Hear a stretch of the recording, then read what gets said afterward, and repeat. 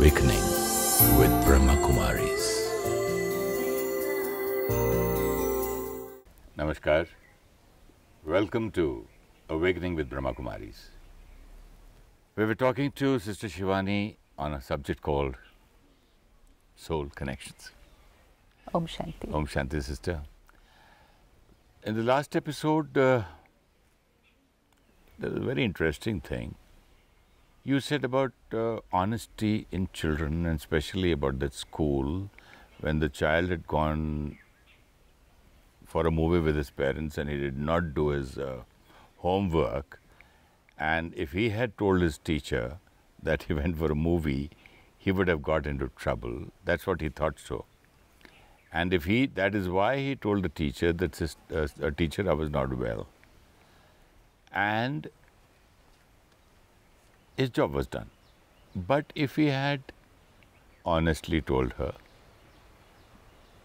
as you say that we need honesty, the teacher would have said, fine, it's very good to be honest, but you will be punished for your mistake. That's why we're talking about the parent's role or the teacher's role in this case. Because we have been using this methodology that if someone tells the truth, they are punished or shouted at. So people fear to tell the truth. Let's experiment.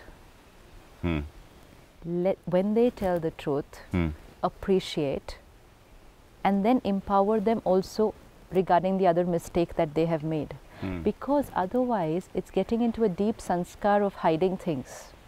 We had a program in which we were talking about this, and there was this lady who had attended the program and she had made notes, and in her notes she has written that if my son tells the truth, I should not get angry. I should not. Should not. She was making notes during the session. No, it was a workshop. If my son tells the truth, I should not get angry. And it was a 3-day program. Second day, when she picked up her notebook, she saw that that line was underlined. The child must have read that. Yeah, it was underlined. Oh, very interesting. And she said, I know I wrote this, but I didn't underline this. So who's underlined this? And then she came to know that her 11-year-old son had underlined this. Okay. And then she started talking to him. She said, do you have something that you want to tell me, you know, that you haven't told? He said, yes, but I know you will get angry. She said, no, I've understood that I shouldn't get angry if you tell the truth. You tell me. Even then the child was very reluctant to open up and tell the truth. And then she told him, no, I've understood. I promise you I will not get angry. He showed her the marks of his 6 months unit test which he had hidden from her, in which he had fared very badly. He said, but I couldn't tell you this because you would have got angry. But the minute the child had the faith that the parent will not react but will respond to me with understanding, the child was able to tell the truth. You know how many emails we get about children who are in pain? They've made some mistakes. Someone has got into some addiction. Someone's got into any kind of a relationship. They're carrying the burden, the guilt. They want to come out of it and they want to tell their parents, but they can't tell. Only because the parents will get angry. And they write emails to us and then they say, please don't take our name. No one should come to know this. Only because the parents will react. How much pain the child goes through when the child has to hide things from his parents. I feel, after talking to you, that relationship today of a parent and child is of fear. It is. Why fear? Because see, again we saw that the parents are under stress. No, but we have been talking about love, love, love, love, and parents think that they love the child. Of course. Child thinks he loves the parents. Yeah. But basically he is scared and they are scaring him. Yes. So where is the love? Because anger, discipline, fear is used in the name of improvement and empowerment of the child. I love you, that's why I do this. Yes, because it's, you know what the parents will say? I'm doing this for the good of my child. I'm punishing you because I love you. Yes. So that you don't do it again. Yes. And at every step, we are disempowering our child. Every time we are criticizing our child, every time we are comparing our child. This is what I wanted to ask you anyway. Comparison. Comparison. Whether it's between siblings, neighbors, or friends, neighbors, yes. Always. Schoolmates, classmates. Classmates. Constant comparison. And when we are comparing, we're saying we're doing it as a motivation. That when you compare, he will get motivated to do better. We do not understand, when we see spiritually that the two children in my house are two souls. Okay, same parents, same environment, same education, and so we feel they both should have the same sanskars. But there's one factor of the sanskars which we have ignored, and which is the past birth sanskars of those two souls. They're coming from two different paths and two different recordings both of them have. Now one could be a very bubbly, extrovert, loud child, and one could be very shy, very quiet, very introvert. And the parents think that in today's world, in order to be successful, you have to be smart and, you know. Street smart. Yeah. So they will constantly keep on telling this shy child, look at your brother. Look at him. This is how you have to be. This is how you have to become. This means your brother is stronger, brother is wiser, and you're weaker, and you're not wise enough. He is smarter, you're not. And one more thing. We love him more than you. Naturally. Because anyone who keeps getting appreciation, and every time I say, look at him, he's better than you. You should be like this, you should be like this. This child gets the message, my parents don't love me as much as him. Now this is disempowerment. And then however hard he tries, he cannot change his sanskar. And even if he has to change his sanskar, he requires power for that. But by comparing him and criticizing him, we are disempowering him. And he cannot change his sanskar. Now if I want to change the sanskar of a child, is it possible to do it without comparing? It has to be. It has to be done without comparison. To be, because if when you compare, sister, as you earlier said, you're making him weak. And what does he need that time? Yes. Strength. And most important, this child starts hating the sibling and starts feeling my parents don't love me. There he is, all alone, rejected, unwanted and unloved. A child feels they're unloved when they're compared too much with other people. They hate the other brother or sister because he's been compared to. And now, because the parent has been constantly criticizing and comparing him, the child keeps on trying to do all sorts of things just to get the appreciation and acceptance of the parent. And to get attention too. Yes. And this becomes a very deep-rooted sanskar. Today, if we just have to look around us, you find huge number of people who are just ready to do anything to please people. They'll do anything to please people because of that period. How artificial a life they create for themselves. Yes. What a difficult life to keep on pleasing and pleasing. But they did not get appreciation. So, you know, it's like there's a vacuum. And so I want appreciation. I didn't get appreciation from my parents. So I want appreciation. I want acceptance. Now I'm ready to do anything for it. There is this, very recently, there was this parents who came to us with a 13-year-old daughter. That 13-year-old schoolgirl was found into having a physical relationship with someone in the neighborhood. 13? Yeah, 13. And when she came home and she had all kinds of marks on her face, and the parents, you know, obviously were upset. Now, if you just put yourself in the position of those parents, if you come to know that your daughter's been into something like this, how would a parent have to respond? Today a parent gets angry, no? They got angry. Yes. They were shocked. First it was a state of absolute shock, angry. Use all sorts of names. Language. Language. Mistrust. And would finally say, we'll throw you out, nobody will marry you. So they locked You've done her. us, They locked her in the room. And even if she just went out of the house, they would have binoculars in the windows just seeing what she was doing. The school said, we cannot keep you in the school anymore. The matter went to the school? How The did school reached through friends and all sorts of things, that how this reached. Now, the need for that girl was, she was in guilt, she was in pain, and anyways why she had got into this was another reason. But the need was love, understanding, compassion. But what she got was anger, rejection, mistrust, doubt, and lot of hatred. How can she ever come out of it? Impossible. And then we sent all three of them to a counselor. And after one session with the counselor, the psychologist, she called me up and she said, don't send the girl, she doesn't need any counseling. Oh. Send the parents next time. I said, no, it's the girl. She said, no, the girl's fine. And then I said, what happened? She said, she's a single child. And the parents haven't had a good marriage right from the beginning. And they've been constantly fighting. And they both have taken out their frustration on that girl. That girl doesn't know what is love. And therefore, one person whom she found, who was ready to give love in whatever way she understood, she just needed acceptance. She said she doesn't need any counseling. She's fine? She's fine. And then when we told this to the parents, do you think they were ready? Not at all. They'll say the mad doctors today, mad counselors. Didn't go back to the counselor again. They'll never do that? Yeah. And they said, it's our girl, we're sending her to you.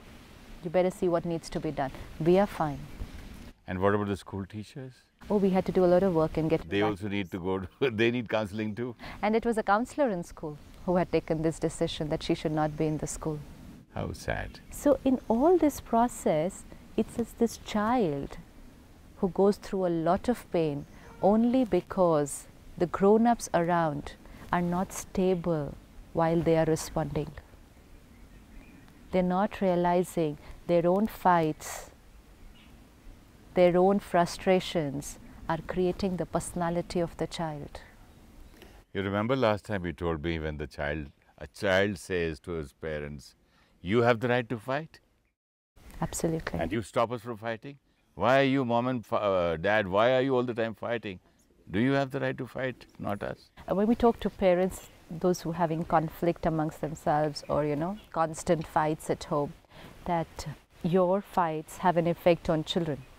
They're consuming your energy. So they'll say, oh, but we don't fight in front of them. So it's behind closed doors. And then? This is how we're cheating each other. No, but the closed doors, even then it matters? Vibrations? Yeah. It's vibrations. When it matters in the mother's womb, then? Yes, it's vibrations, it's in the air. You can stop talking to each other if you want. So much heavy energy. A child is constantly consuming the energy of the parents, the energy that's there in the house. That's the diet. So how careful we have to be. And because we are going through that conflict or our own stresses, then we tend to get irritated very easily. We tend to take out frustrations on them, and then sometimes even physically violent with the children. You just have to think once, however big may be the mistake, however big may be the mistake, is physical violence the solution for a child? If someone had to physically beat us if we made a mistake, what happens? It's disrespect, it's disempowerment. Here is a child which is growing. It's like a plant growing in your garden. And along with the growth, you need the child's self-esteem to grow. Self-esteem to grow. So it's the self-esteem which is growing, and in whichever direction you want it to grow, you have to just put a little support and it will grow in that direction. But if we go and trample it, every time we're using critical energy. All the time criticizing, look at your neighbor, look at your friend, look at your, and especially brother's son or brother's child or sister's child or neighbor, relatives. Every instruction, every statement that we are making to a child, he is drawing his self-image. That's a beautiful line. He's drawing his self-image. Every statement You're giving to a child, whether it's with your And thoughts or with your words. it's drawing his own Self-image, yes. If And I say to the child, you're very slow, he draws his image. I'm very slow. You just won't finish on time. Conditions, drawing his image. I won't finish on time. Everyone else can do it better than you. Okay, everyone else can do it better than me. That is how you create a child? This is how the self-image gets created. And now when this child is 20 years old and 30 years old, send them to n number of workshops.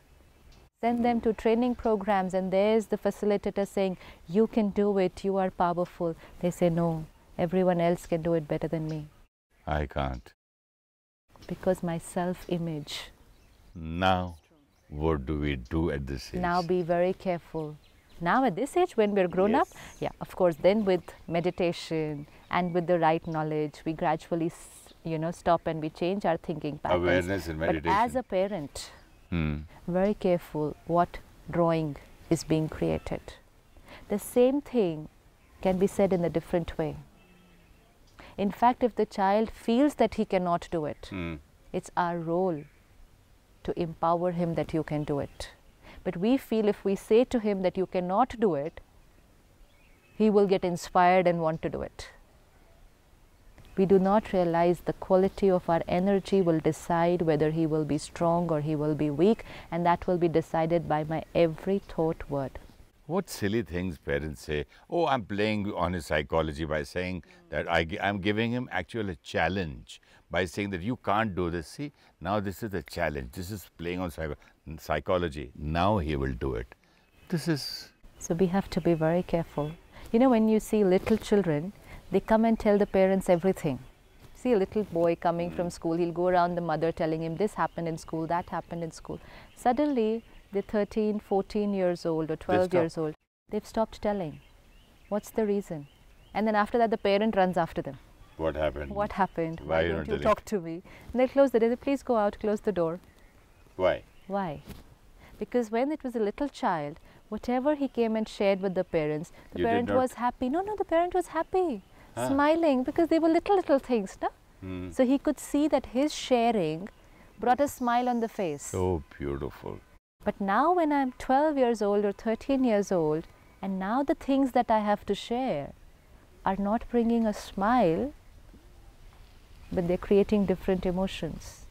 If a child had to come and tell at home, you know what, today I tried a cigarette. Or today I bunked school and went to the mall. How's the parent going to respond? How could a child say, Ma, you know something? We all friends bunked school and went for a movie. How can a child come and say that? How can a child come and say that?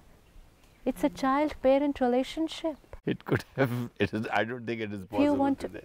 We have seen children who have the most beautiful relationships with their parents only because they come and tell everything, and everything means everything. But they're able to tell everything because from there isn't that reaction. That's acceptance. In today's time, there are so many challenges outside, there are so many distractions outside. If you want to protect your child from going anywhere where you don't want him to go, the only way will be if you know everything about your child. And allow him to come and tell you everything. Allow him to come and tell you, and when he comes and tells you, don't react. And then definitely not say, you're wrong. This is wrong. We have to understand the child's not wrong. At this age, to want to bunk school, to try out something which everyone around me is trying out, to do something like this, to get into relationships is not wrong. It's a very deep thing that a parent will need to understand, because at that time we immediately tell the child, you're wrong. Then the second time you're wrong and you're wrong, he stops telling. But he doesn't stop doing, he just stops telling. If we could have said, okay, you're not wrong. That's what I wanted to ask you. What as a father, what is the line I should tell a child? It's not the line. First, what is the belief? The okay, belief is... belief, because I should not say wrong. Now a child comes and tells me that, Dad, I did this, which is not supposed to be right. I cannot say you're wrong. What do I say? Can I say you're right? Can I think he's right? Is a child right? From his point of view, he's done right. It's most important. This is respect.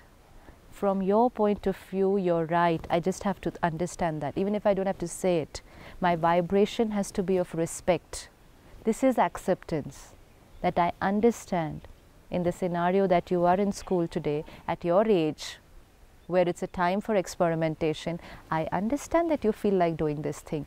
This is respect. You are right. The vibration that will travel from the parent to the child is you are right. So the vibration that will come from the child to the parent will also be you are also right. And then the parent will say, you are absolutely right, that you know cigarette. This happens. Cigarette is wrong. You are not wrong. Feeling like doing this is not wrong.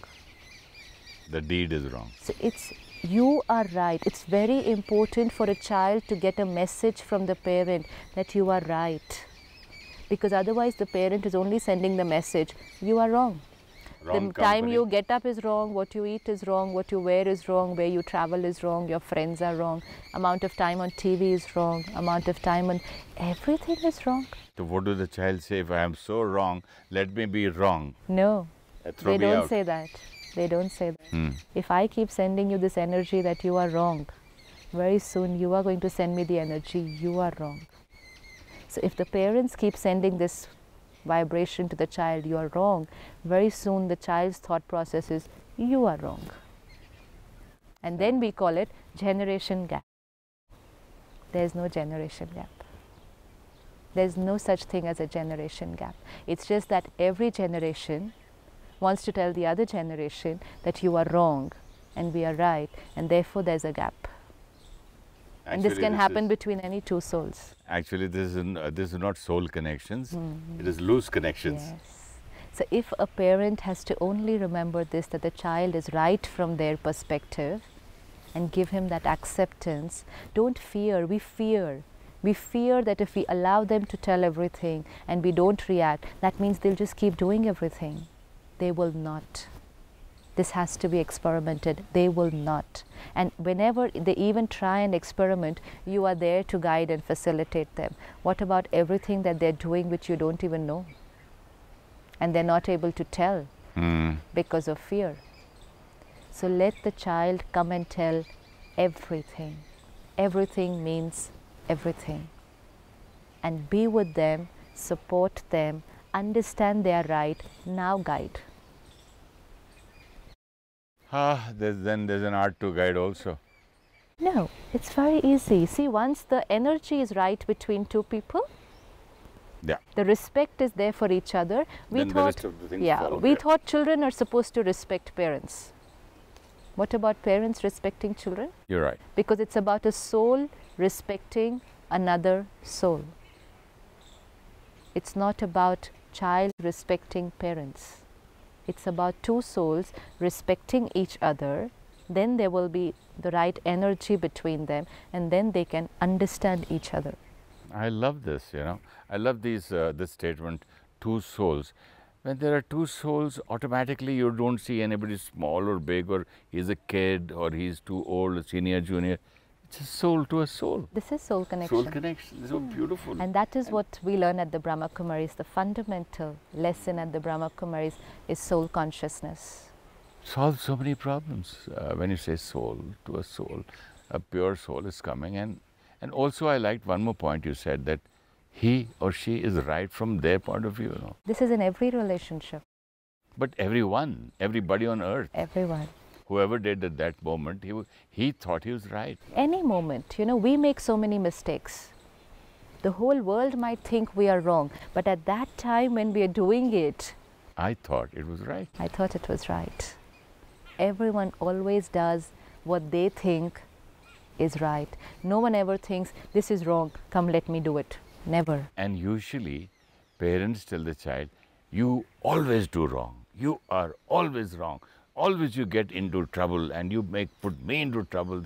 So many allegations, and the child's, as you said, the self-esteem of a child, like you grow a beautiful plant And I love that line when you said that whatever you say to the child, he is drawing his own self-image. We just have to remember the picture of a little plant growing in the garden.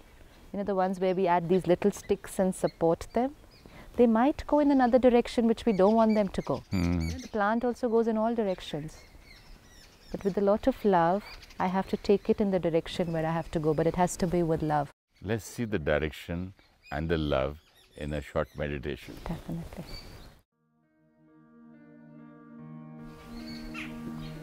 Let's sit back and see my relationship. A relationship between I, the soul, and my child, another soul. It's an energy exchange between a soul and a soul.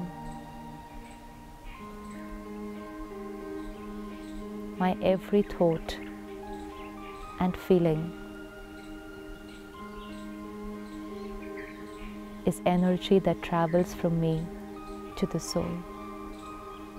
And this energy decides the direction in which the soul grows. The self-esteem develops, self-respect created.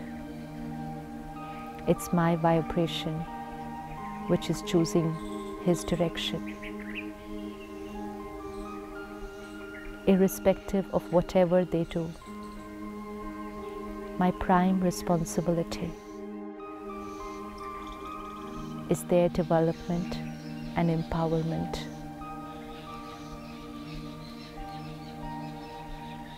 And so at every step, my response to every situation, and even to things which I thought were wrong, it's a response with understanding and compassion that they have a reason for what they are doing. They are right in their own perspective, and I respect them.